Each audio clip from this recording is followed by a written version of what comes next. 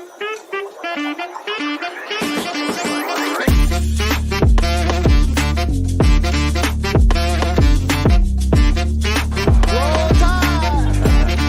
lot of great things. Taking the next step, that's what it's all about.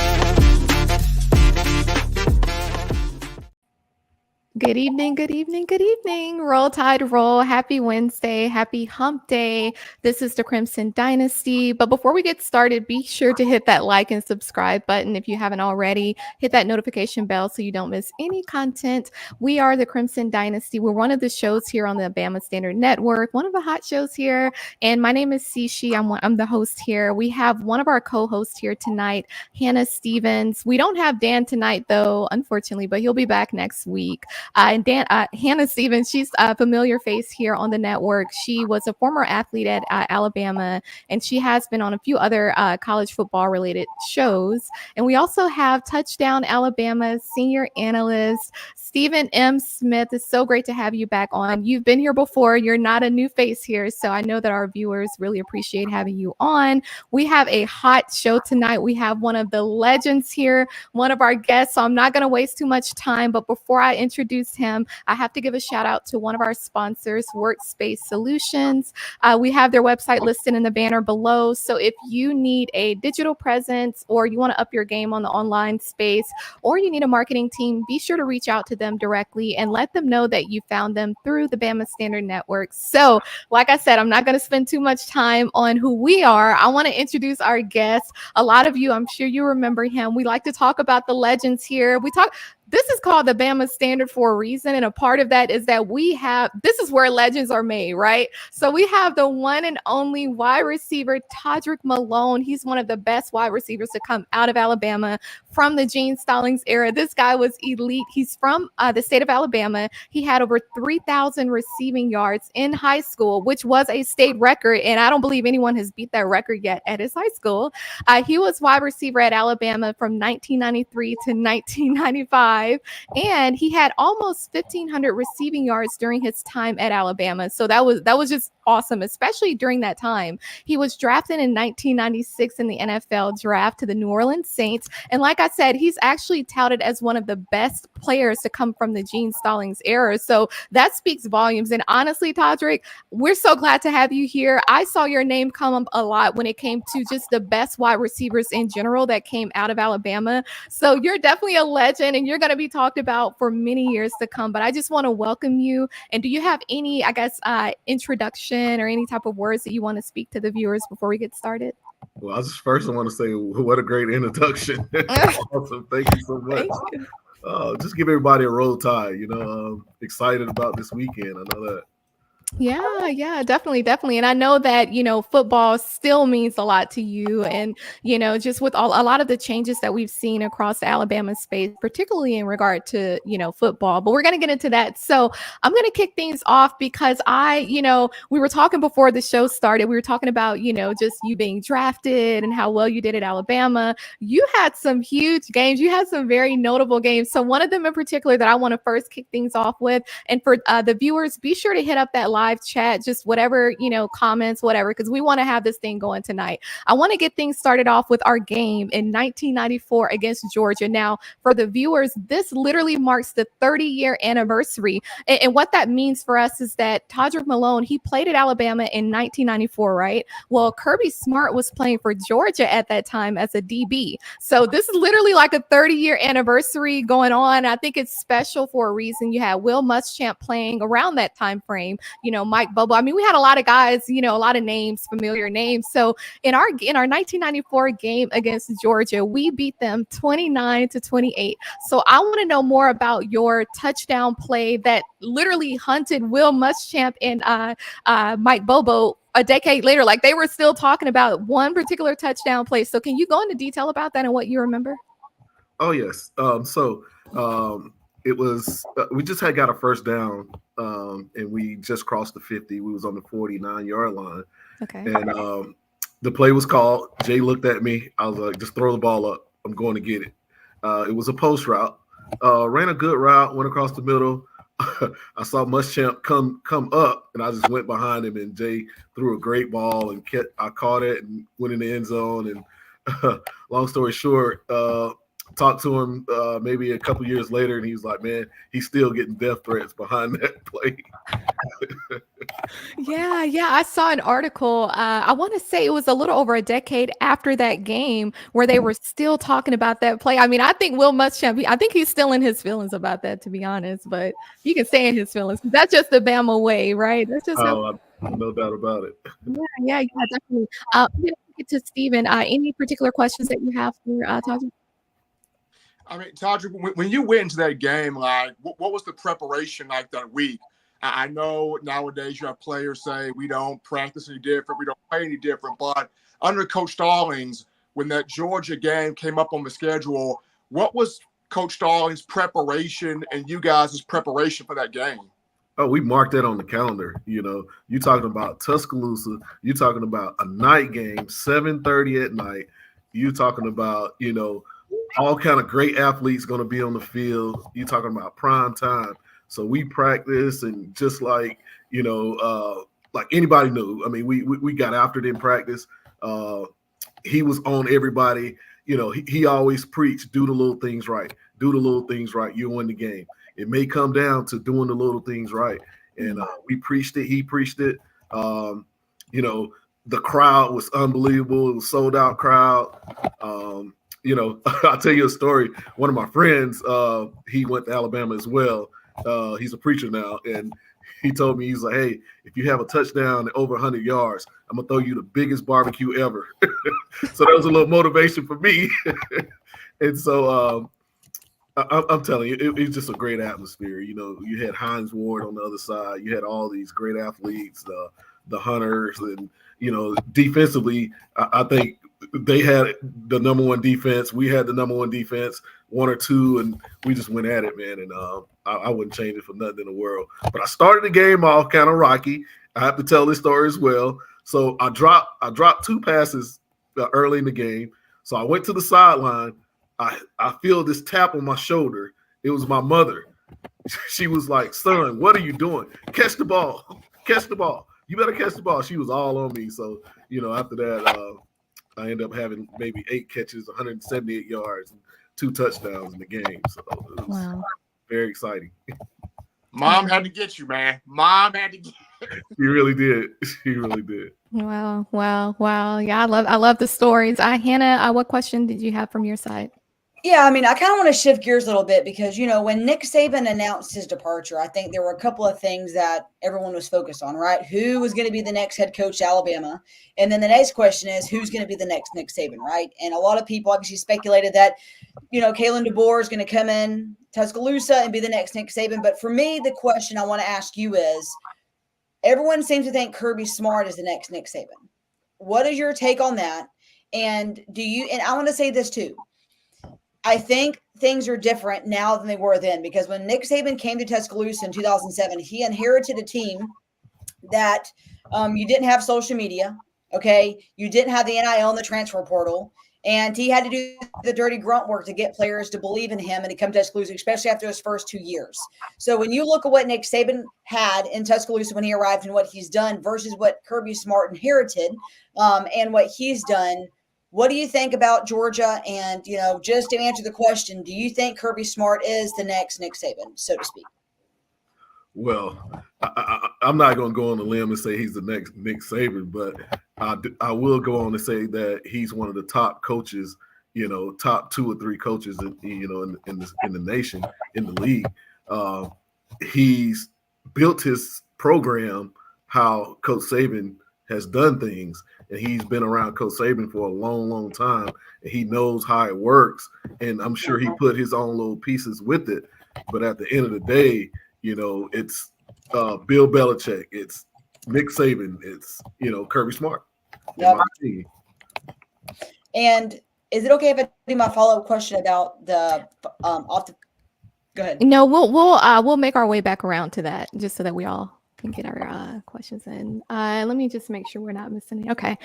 So I wanted to go back to Toderick while we're talking about your games and just kind of marking that roughly that 30-year period. I know we just talked about 1994, but there was a game in 1995 and you went off in 1995. You did your thing. It was a few games, but so last year when we played Auburn, at Jordan Hare, we had, of course, that legendary 4th and 31 play, right? So there was an article that came out, and essentially they were basically comparing some of our other games, our older games, to that particular game, and particularly that play. So there was a game in 1995 where we played Southern Miss, and there was a 4th and maybe 4th and 14, or there were 2 4th down plays. And it's my understanding that there was 5 seconds left on the clock, and you caught the winning touchdown pass. Can you take us back to that? I think we were down by 3, and then it was, like I said, 5 seconds left on the clock. What do you remember from that moment? And can you just kind of take us back to that? Yes. So we're in the huddle, and I looked Brian Bergdorf in the eyes, and I was like, hey, throw me the ball. I said, just throw it up. I'm going to go get it. Don't worry about anything else. And honestly, they had their best DB on me, which is Patrick Surtain Sr. And so I also bring that up to him anytime I get a chance to see him as well.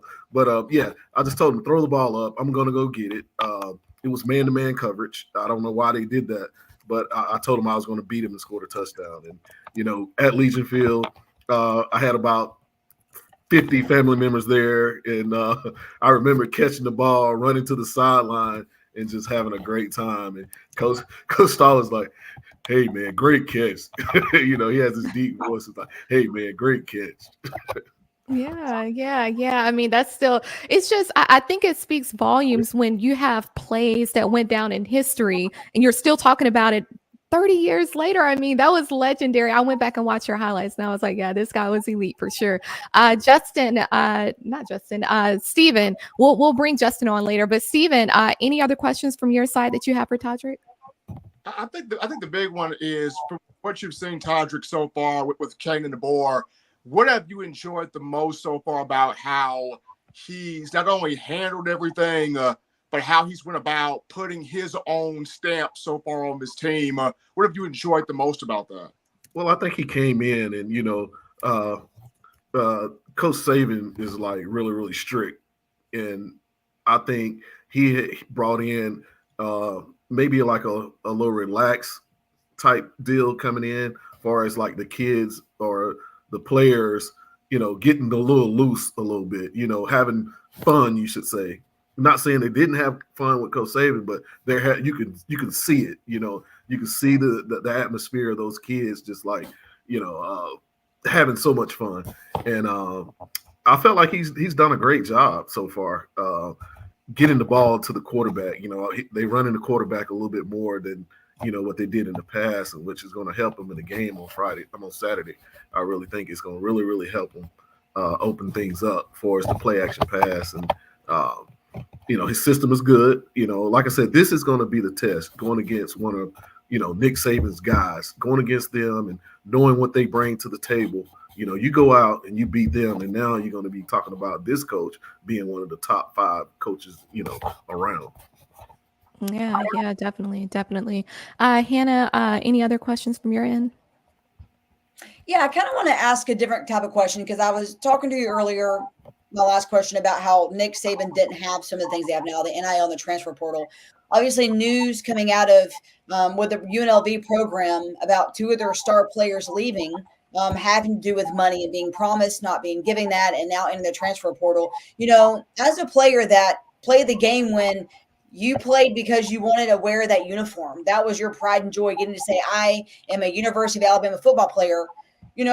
Take us as a perspective from an athlete then versus now, because then, and we've had numerous conversations about how players were recruited back then. A lot of it had to do with the parents, right? Your mom, like coaches saying, hey, your child's going to get an education. We're going to take care of them. We're going to mold them into great young men, versus now where kids are seeing the green dollar bills and they're all in. So, Alabama's done a good job of continuing to bring in the right type of players. But, how easy is it for a player to be swayed? And what's it like playing for just the love of the game and for the name on the uniform. Well, these kids are making millions and thousands of dollars these days. And it's like, I'm going to switch gears to like basketball. I heard Angel Reese say, why would I want to go to the WNBA when I'm making all this money in college? I feel like these kids are spoiled. I feel like, it's all about the money. It's not about the pride of the school. Mm-hmm. And I say that to say this, back then, if we got some NLL money, I wouldn't have turned it down. You know what I mean? Blood, sweat, and tears, with Alabama, I'll take it over the money, to be honest with you. Like I said, they're making, I see why Coach Saban got out of it, how much you going to pay me? Okay, they offer me this. It's almost like this is the NFL of college football. Free agency, you can go wherever you want to go. At some point, I guess they're gonna have to put a cap on this stuff, on this money type deal. You got kids having Range Rovers and all these big time cars and all these chains and all that kind of stuff. So it's different. It's different. It really is.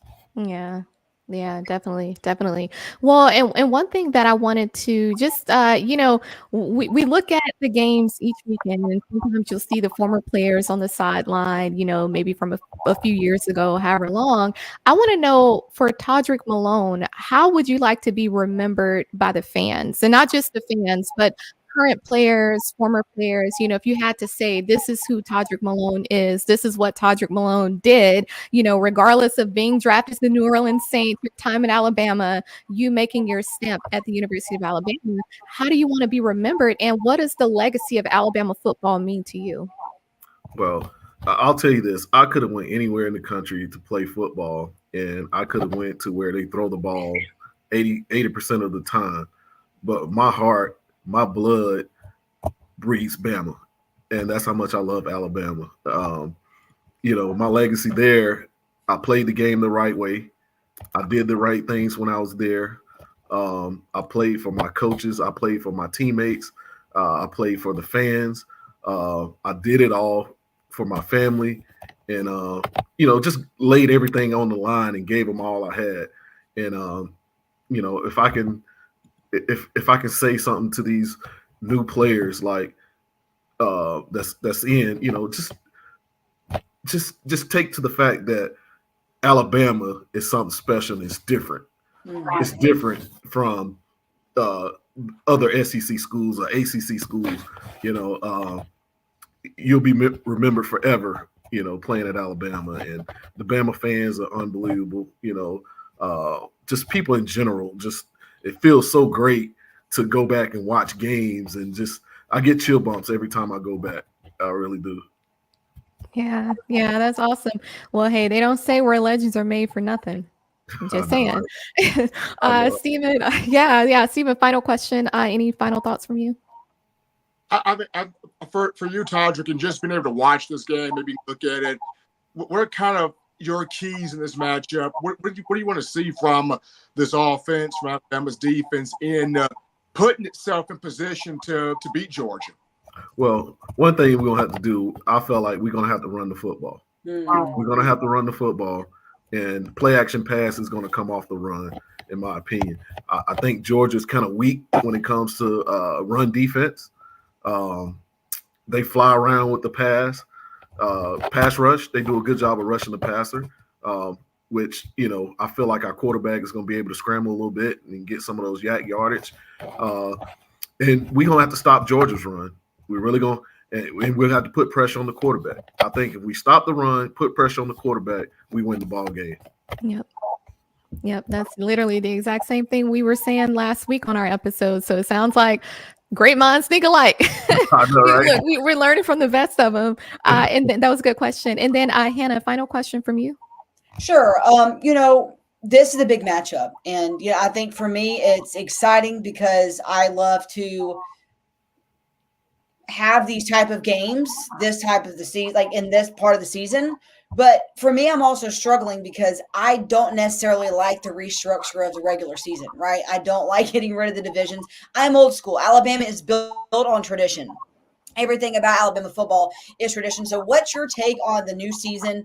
Obviously bringing in new programs and I'll say this too, I can't get over the fact that you have conferences, like teams in the West Coast in a completely different conference. It throws everything off. But what's your take on the new SEC and not having divisions? Because just imagine having a regular season matchup between Alabama and Ole Miss in a year like this. I mean, it blows my mind to think we're not going to see that. But what's your take on the season, especially Alabama getting to play Georgia this early on in the season?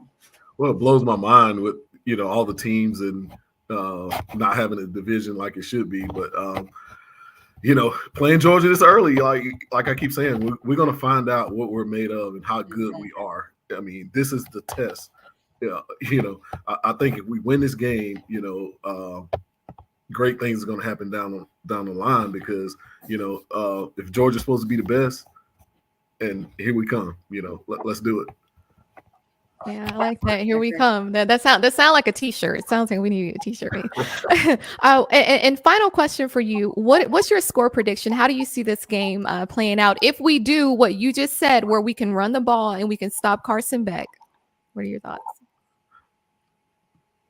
24-14, Alabama. 14. Okay. I like that.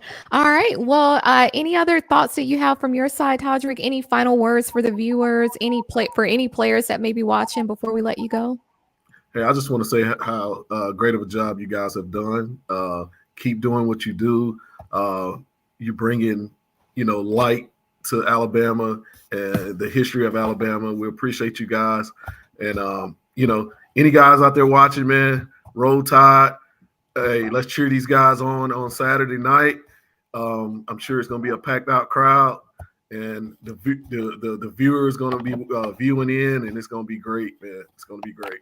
It's going to be great. Definitely. Any social media or other shows that you may want to promote? No. Follow my son on Instagram. It's at 3HG underscore. I'm sorry. It's at Mason underscore 3HG. Underscore 3HG. All right. And then Stephen, I saw you. Did you have something? Oh no, I was getting some out of my eye. Okay. Well, Toderick, it's been so great to have you on. Thank you so much. And we definitely have to have you back.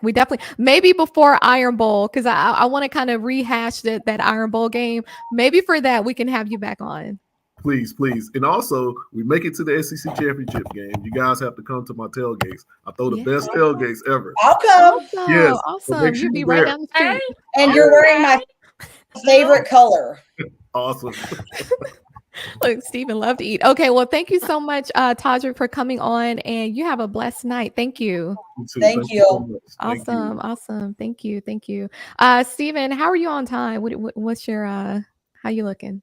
I mean, I can go. I can definitely go a few more moments here. I can. All right. Well, before we dive into this upcoming game, I want to shout out. We did have a super chat. Let's quickly shout out our supporters. Shout out to Keith Holcomb. Thank you for the super chat. Are we going to send Kirby a title towel to cry in after the game? I think we should. And matter of fact, I think we should customize it too and just say, remember 1994. I mean, I'm just saying, I ain't trying to be petty, but I'm just saying. And I also want to quickly shout out to Eddie Rhodes. Thank you for the super chat. Let's roll like the Tide always do. Thank you. Do we have any others or... Make sure I'm not. Okay. All right. And I do want to shout out our other sponsor, WhitwillSports.com. We always tell you, and thank you, Keith, for mentioning the title towel, because we always tell you that your game day is not the same without it. Visit WhitwillSports.com and use the promo code STANDARD for an exclusive discount. And yeah, shout out to Whitwill Sports. Now, really quickly, we wanted to get into our game this weekend. We had the SEC championship game last year. We beat Georgia 27-24. And I'm not going to go into too much details there, but I know, Stephen, you're going to have to drop in a few minutes. I want to get your take really quickly. What are your thoughts on the upcoming game this weekend? How do we stop Georgia for winning? And how do we stop Carson Beck? Do you believe that our guys up front on the defense can stop Beck? I think they can. You're going to have Quay Russaw this week. So that's huge. Malaki Moore's good. He'll play in this game. I think the biggest thing is for Kane Womack, know when to create pressure versus knowing when, hey, just smack him in the mouth and stop the run, right? So Kane Womack, don't get overly cute here. We know you want to bring pressure. We know you got different packages. Use those in the right moments. But when Georgia's going to line up and try to run the football, gap control discipline, gap assignment football. We play Bama plays gap assignment football, and Kane Womack picks his right moments to affect Beck with pressure.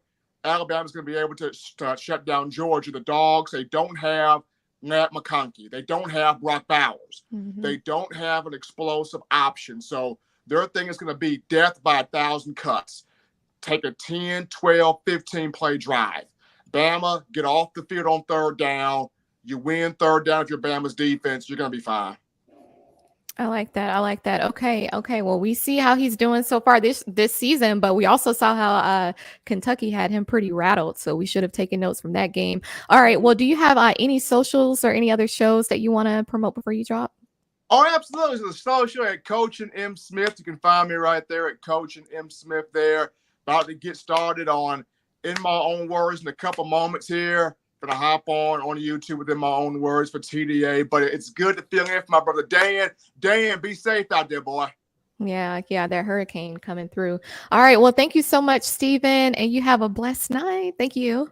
Hey, y'all ladies, run it. Y'all doing it. All right, roll tide. All right. So just going back to, this matchup. I mean, honestly, they've been talking about it before the season started, to be quite honest. But, like I said, we beat them by 3 points last year. Honestly, I believe we could have beat them by more, but, it's neither here nor there. Now, looking at Carson Beck, he's had about 700 passing yards this season so far, 55 rushing yards. And, he had, I think, roughly 4,000 passing yards last season, and so it's just interesting to see how he's handling those changes that they have on offense, because like, Stephen just said, they don't have the same weapons that they had last year. And so I want to, kind of look into their players and just the guys that we believe they may need to, that we need to watch out for, who may, be some impact players in the game this weekend. Who did you have as far as who you think we need to keep our eyes on? Yeah, I mean, I guess I'll start on defense, and that's inside linebacker CJ Allen. And I mentioned him for a couple of reasons, right? I mean, defensively, Georgia did not put on their best performance against Kentucky. I think anyone with one eye and a half sense could have seen that game and been like, Kentucky outplayed and outcoached Georgia. But at the same time, that's kind of concerning if you're an Alabama fan, right? You kind of want Georgia's worst game to be against us and not against Kentucky when they have time to evaluate and realize we can't play like this against Alabama. Just like we've had to do against some of our games, especially USF, and say we can't play this way against Georgia. CJ Allen is a guy that has continued to get better. And I say that because you look at his Clemson game, right? 4 total tackles, putting on somewhat of a show, had pretty good amount of, I guess you would say, quarterback hurries, pressured. He and a group of guys pressured the quarterback. But for me, his game against Kentucky, I mean, he had 6 total tackles, but 3 solo. And one of the best things was the quarterback hurries that he had against Kentucky. For me, he's a guy that's continued to get better. He's young, he's ferocious, and he's a guy that kind of like knows how to get Jalen Milroe flustered. And I'll say this, if teams realize that if you get Jalen Milroe out of the pocket and they cover defensively, you can put Alabama in a really bad bind. So CJ Allen's a guy that you're going to hear a lot about because he's continued to get better each and every game, even last season. And he's young. He has a lot of tenacity, and his game film's not bad. I mean, even when you look in high school, I mean, he is a pretty good player. So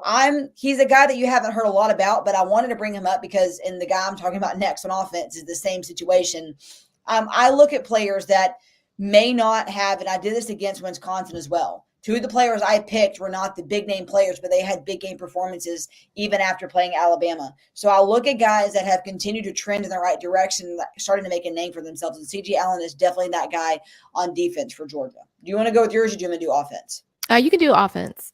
Okay. And then offensively, Nate Frazier. I know you're talking about the star running back, but I want to bring up Nate Frazier for a reason. He's young, he's a freshman, and he was the number 2 running back in this year's class. He didn't have to enroll early. He came to Georgia in May, worked really hard in the fall, performed really well at fall camp, and has continued to get reps.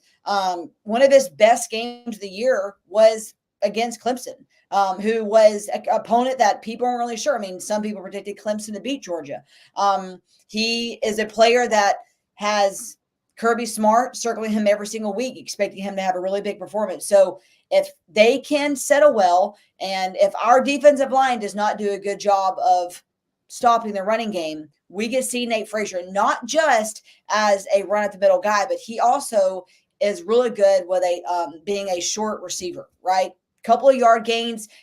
Carson Beck's had a couple of plays where he'll throw 3 or 4 yards to Frazier, and Frazier will take off. So our defense is going to have to do a really good job of stopping a guy like this because, I'll say this about Alabama. Some of the worst games we play is when we have teams that can get short yards here and there. We don't necessarily do horrible against teams that have 40, 50-yard deep bombs. We tend to struggle against teams like USF who have short yard gains that add up, because if teams have momentum and teams have a way to get 4, 5, 6 yards over and over and over, you're not putting them in a really bad position where it's 3rd and long and they have to punt the ball. So that's just kind of my take. Those 2 guys are definitely guys that I've had circled even last week during the off week of, these could be a threat against Alabama. Yeah. It's definitely a few. And I mean, to be quite honest, if I remember correctly, even in the SEC championship game last year, they didn't have any touchdowns in the air. They relied a lot on their run game. And so speaking of the run game, one of the guys that I had on my list is Trevor Etienne. And people say stuff to me when I say his name like that, but that is the correct pronunciation. It is a French name. Yeah, I don't know how say Etienne today. I'm like, they say Etienne is Etienne. Like, come on now. But anywho, this is his first year at Georgia. He was at Florida 2022 and 2023. And both of his years at Florida, he had over 700 rushing yards. So that speaks volumes. Now, he had almost 200 receiving yards in 2023 at Florida. So he hasn't had any touchdowns this season at Georgia. However, he did have a total of 14 touchdowns while at Florida. So, he didn't play in their game against Clemson because of some off the field issues, which we know that Georgia is kind of infamous of, where he got arrested, blah, blah, blah, in the springtime. I'm not going to get into too much of that because I know there's some legal aspects of that as well. But, he couldn't play in the game against Clemson. Now, he did have 80 rushing yards in their game against Kentucky. He is, their go-to guy when it comes to the run game. So I think just like how a few years back when, we played LSU and we had to shut down, I believe, Leonard Fournette, we're going to have to do Etienne just like that, and Frazier, but not even just them. Of course, Cash Jones, he's been getting a lot of reps. Branson Robinson, the guy who scored the only touchdown that they had against Kentucky. So those are definitely some guys that we're going to have to keep on our radar. I mean, we're going to have to just shut them down. Like, don't let them go anywhere. We have to, if we know this, Alabama should know this as well.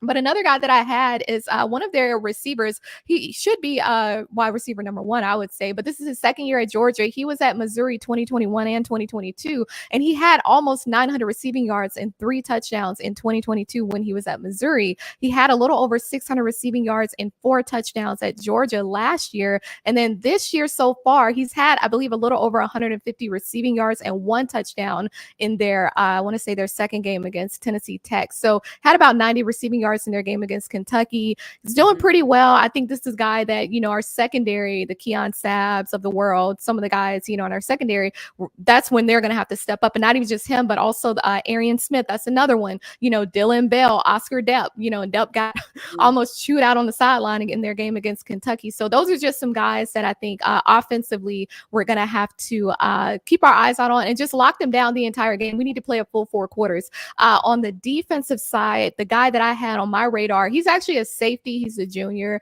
Malaki Starks. This is his 3rd season at Georgia. So he had about 70 total tackles and 2 interceptions his first year at Georgia, which would have been 2022. And then he had a little over 50 total tackles and 3 interceptions, I believe, last year.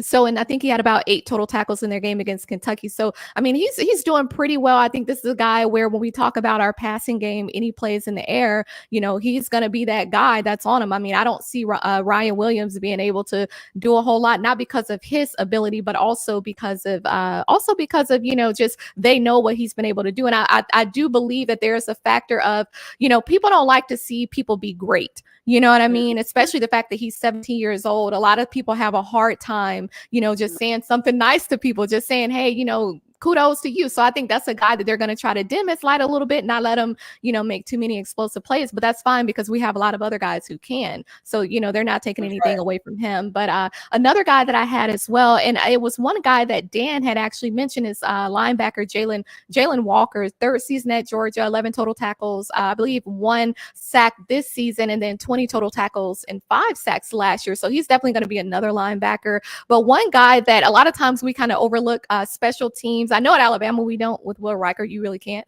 but he's gone now. But their kicker, Peyton Woodring. So this is his second year at Georgia. He was 21 and 25 last year. So he did pretty well last year.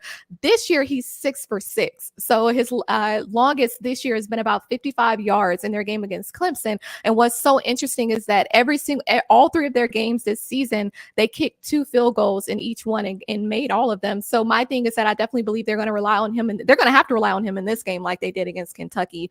But yeah, so those are some names. I know that they're not new to our viewers. We tend to kind of, watch their games and kind of see, how they're improving or whatever the case may be, even though they tend to be in the news for, off the field issues. But we were talking to Toderick, and we were talking about just, score predictions, player of the game. So I want to get into that. But before we do, I believe we have another super chat to acknowledge. Let's see who it is. Shout out to Jimmy Clay, Cici and Hannah, Roll Tide, Jimmy Clay. So good to meet you a couple weeks ago.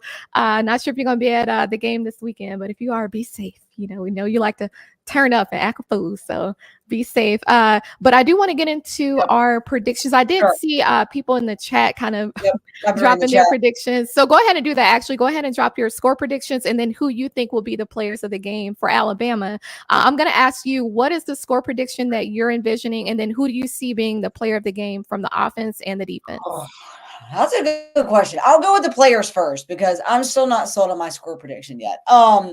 I think offensively, I'm going to go with the easy pick, and that's Jalen Milroe. And I say this for a couple of reasons. I am very impressed with what Jalen Milroe has done so far. I mean, anyone with any football knowledge knows that he is a Heisman contender at this point. I know he's 35 for 52. He has around 600 yards and 8 touchdowns, but something that sets him apart from every other quarterback right now is his ability to run the ball, right? He has done a fantastic job, better than last year, on knowing when to run. He doesn't tend to throw away the ball, and he doesn't run backwards. I'm happy with that. He knows when to flee, and he gets a couple of yards, and that's what you can ask from your quarterback, right? If Alabama's at a 2nd and 8 opportunity and he doesn't see anyone downfield and we can make it 3rd and 5, 3rd and 4, I'm here for it. So I'm going to go Jalen Milroe as the offensive MVP, and I'm going to go ahead and predict this. Carson Beck will have an interception, and Keon Sabbs will intercept him on Saturday. And I say that because I'm going to be in Tuscaloosa at this game, and I'm super excited, and I want to see Keon pick off Beck in the 3rd quarter. So that's your defensive player of the game? That's my defensive player of the game. Okay, and what's your score prediction? 31-24 Alabama. I'll just say it. 31-24. Okay. All right. Yeah, I don't know. This one is like so antsy. Like no, it's not, because we're gonna win. Like, I mean, look, and we're gonna win convincingly too. I don't honestly. I think that if Alabama paid attention to their first 3 games, they should see what those weak areas are. My score prediction, I had 31-20, and I say that just because. Well, I say that because, like, okay, so Georgia, they've had 2 field goals in every single game. I'm kind of giving them a little leeway there. I do believe they'll get a couple touchdowns, but I think for us, we'll have 2 passing touchdowns and 2 rushing. I think Jalen Milroe and Jam Miller. So I have Jam Miller as my offensive player of the game. I also think we're going to get a field goal as well. And then, to be honest, we only had 1 rushing touchdown against Georgia in the SEC championship. And that was, of course, Roydell Williams. So I do think that our run game is going to be very important. And I think this is where we're going to see more of those QB design runs. So I'm going to go with Jam Miller for the offensive player of the game, 31-20. My defensive player of the game is going to be Deontay Lawson. I say that because I believe our guys up front, and even, the Deontay Lawsons, the Jahad Campbells, that I believe that they're going to be very important as far as stopping their run game. So those are my predictions. I'm gonna peek at the chat shortly just to see what y'all are saying. I know somebody got blocked, but yeah. So can I make one more little prediction? Uh-huh. LT Overton will have a sack for a fumble on Saturday.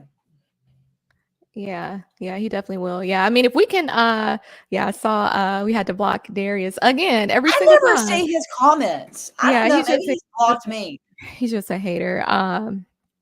Yeah, no, I think we're gonna have to do what Kentucky did. Kentucky had Georgia rattle early, and I think also having that home field advantage helps as well. Well, I do want to really quickly promote our other shows as well. Now we do have Teeks Take tonight at 8:15 Central Standard Time, 9:15 Eastern Standard Time, and go ahead and hit that like button if you haven't already. Go ahead and subscribe. We do have the Bama Standard post game show this Saturday night, right after the game, so we go live immediately after. So make sure y'all are already tuned in and waiting for it. And then Sunday, we have Sunday Nights Talking Bama with JB and Josh Tucker at 7 p.m. Central Standard Time. So be sure to check them out as well. And then one quick thing, and then we'll go ahead and close out because we have some bad weather over here. So don't want to keep us on too long. What's the other thing, Hannah, that you wanted to say?